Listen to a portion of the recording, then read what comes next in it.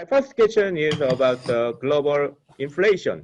These days, there is a lot of concerns about global inflation, especially in US. The price goes up. So what do you think about this kind of inflation? This kind of threat is persistent or transitory? Mr. Bong, there is inflation. If you go into any shop, you don't have to even go to a shop. You look at the price of cotton, you look at the price of copper, you look at the price of everything. Prices are going higher in the shops and in the markets. Now, the US government says it's transitory, but I have learned that governments always lie, especially about inflation. They never tell the truth. The US government has printed huge amounts of money, more than ever in the history of the world, and other governments have too. History would tell us that that's going to lead to more inflation. It always has, and it probably always will. So I do not buy the story that it's transitory.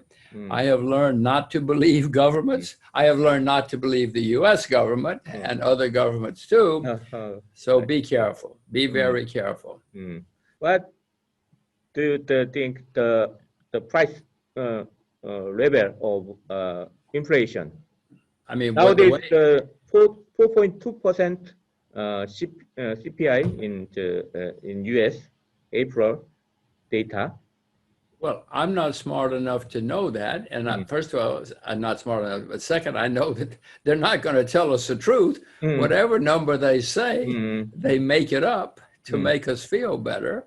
But I do know that throughout history, when inflation starts, it usually starts slow and it builds up and it keeps building up because people need higher wages, higher interest rates, higher everything. And inflation goes until some government, some central bank says, okay, we must stop it, because they always deny it, and then they don't act, and then they don't act strong enough.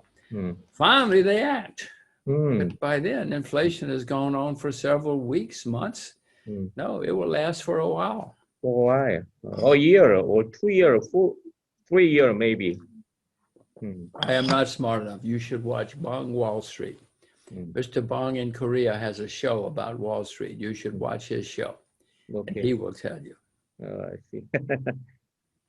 So finally, as you thought, the Fed will stop the zero interest rate policy. Some in the future, they will raise their interest rate, right? Well, in America, and I will use America since it's the largest economy in the world, interest rates made their high in 1981, and for 40 years, interest rates have been coming down in the United States. So we've had a 40-year bull market in bonds. That bull market, in my mind, has ended, and interest rates will now be going up again, and they will go up for a long time. For a long time. Very long time. Maybe not 40 years this time. They came down for 40 years. And by the way, the previous bull market in America was also about 40 years when interest rates went up and then down for 40 years. I don't know how long it will last, but I do know that interest rates are going to go much, much higher, Mr. Bong. The debt everywhere is huge. The highest in the world history.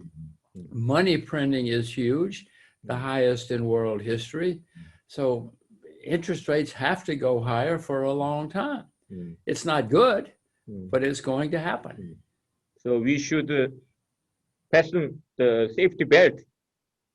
Well, I hope that I can figure out a way to survive, you know, because with interest rates going higher for many years and inflation going higher and higher, it's going to be difficult.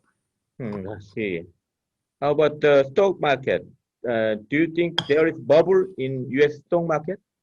Well, some parts of the American stock market is having a bubble. Amazon, Google, these stocks go up every day, but not everything. Many stocks are still not going up a lot.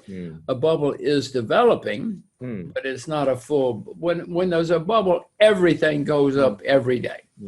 Everything. Well, we're not to that stage yet. We're not to that stage yet in China or Korea, Japan. We're not to that stage yet anywhere. But bubbles are developing in stock markets around the world. How about then we should invest in commodity markets to avoid the risk of inflation? Well, as I look around the world, the bonds are a bubble. Bonds have never been this expensive in history. Property in some places, property in Seoul is a bubble. Property in New Zealand and some places is definitely a bubble. Stocks are beginning to form bubbles in some sectors. The cheapest asset class I see around the world are commodities. Silver is still down 50% from its all-time high. Sugar is down 70% from its all-time high. Oil is down 50%. So commodities are not in a bubble. Commodities are still cheap on a historic basis. So I had rather buy commodities than stocks as a class now. So now you show me the silver button? Yes, that was a silver coin. Silver coin. Oh, I see. Oh. Yes. It's a United States. Well, this is actually a Chinese silver coin. Okay, I see. My next question about the cryptocurrencies, the Bitcoin. And what's your thoughts about cryptocurrencies? Well, Mr. Bong, I have never bought nor sold a cryptocurrency. If you're a good trader, I mean, I know people who've made a lot of money trading cryptocurrencies. I'm not a trader, so I don't know. I know that there are thousands of cryptocurrencies now. Hundreds have already disappeared. Many cryptocurrencies have gone to zero already, and many more will too, if you ask me. As long as they don't hurt anybody, I don't see any reason that people cannot trade. I don't understand why. If I trade cotton, I know that someday I'm going to have a shirt. If I trade Samsung, I know I have a great company. Chips and handphones, smartphones, they make Samsung. Yes. Samsung's a great company, and I know what I'm trading. But I don't see what I have if I have cryptocurrencies. But if people want to trade them, fine. My main view is that if they become currency, and they're not currencies yet, you cannot pay your taxes with cryptocurrency. You cannot buy a license with a cryptocurrency. If they become successful, then they will threaten government money, and governments don't like competition. They don't like to lose their monopoly. They don't like to lose their power. And governments will do something to make their money the only money. Money is going on if you go to China, Mr. Bong, money is already on the computer. You cannot take a taxi in China with money. You cannot buy an ice cream in China with money. China's ahead of the rest of us, but everybody's working on it. Money will be on the computer, but it's going to be government money if it's money. So you don't like actually the cryptocurrencies, and you don't invest in cryptocurrencies, right? It's not that I don't like them. I don't care about them. They're not relevant to me. I don't trade them. I don't use them. If I go to the shop, I cannot spend it. So no, to me, cryptocurrencies is irrelevant. I don't pay attention. I pay attention because I have to pay attention to everything, but I'm not buying and selling, no. These days, the Chinese government are trying to issue digital yuan. So that's why they want to issue the digital yuan. And they will. All money will be on the computer eventually. All governments want computer money. They don't have to print it. They don't have to transport it. They don't have to secure it. And most important, they will know everything you do, Mr. Bong. They will know everything you do, and governments like power. They like control. So money is going to be on the computer all over the world, but it's going, if you ask me, it's going to be government money. It's not going to be private money. No, I see. My next question about the Korean economy. So, what's your view and forecast about the future of Korean economy? Well, at the moment, the Chinese economy, the Japanese economy, and the American economy are all doing well, and those are your largest trading partners. So you are doing pretty well too. The problem, of course, is that sometimes later this year or next year, the economies around the world are going to slow down, and then everybody's going to slow down. I mean, Korea is a great country and a great economy, but if all of your trading partners slow down, you slow down too. That's the way the world works. We cannot stop it. The American economy has been expanding for over 10 years. It's the longest in world history. It's the longest in American history. I don't know when it will come to an end, but I know it's going to come to an end sometime in the next year or two. And when first what will happen is things will slow down, then the government will print, the American government will print more money and spend more money, and that will cause a rally. But that will probably be the last rally because things have gotten so expensive and so much debt that we have to be coming to the end. We're not at the end yet, but we're probably coming to an end sometime in the next year or two. And that will also affect, for us, Korean economy.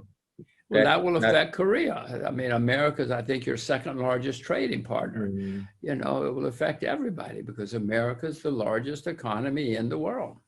And do you invest in the Korean stock market these days? I have some investments in the Korean stock market. I'm not buying anything right now. I'm not buying anything. Well, I'm buying a few things. I bought a Russian shipping company recently, but for the most part, I'm not buying much these days. I'm always looking. If I find something, yes, and I did buy more commodity indexes recently, but for the most part, I'm watching right now and waiting. I do have Korean shares, but I have not bought any Korean shares recently. Oh, I see. Next, my question is investment principles. What's the most important investment principle? Well, Mr. Bong, buy low and sell high. It's easy. It's your first one. It's very easy. Yeah. The problem is, I don't know, it's hard to tell what's high and it's hard to tell what's low. My way is I try to find something that is ignored. It usually means it's very cheap if people are ignoring it. And if I can find something that's cheap, first of all, if I invest after I do my research and I'm wrong, I probably will not lose much money because it's cheap. And if I'm right and a positive change is taking place, I might make a lot of money and it might go on for many years. So to find something cheap where there's positive change is the best way for me to invest. And sometimes I get it right. I make mistakes, but sometimes I get it right. I'm a big fan of Korea now. I used to not be so keen on Korea, but now I love Korea. I love the people. I love the food. I like Korean anchovies. I like barbecue. I like barbecue. Okay. I like a lot of things about Korea now. So I hope we do it again sometimes. Thank you. Lastly, Kudo Schweil.